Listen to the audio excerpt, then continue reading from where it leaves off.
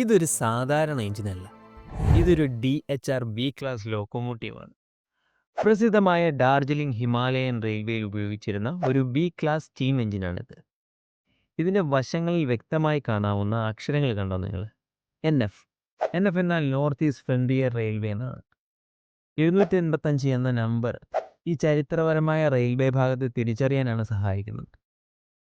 ചുവപ്പും കറുപ്പും ഇളം നീല ചാര നിറങ്ങളും ചേർന്ന ആകർഷകമായ നിറങ്ങളാണ് ഇതിനുള്ളത്. ഇതിന് മുൻഭാഗത്തുള്ള പ്രധാനപ്പെട്ട നക്ഷത്ര ചിഹ്നം ഇതിനെ കൂടുതൽ ആകർഷകമാക്കുന്നു. ഇതിപ്പോൾ ഓടുന്ന ഒരു ട്രെയിനല്ല.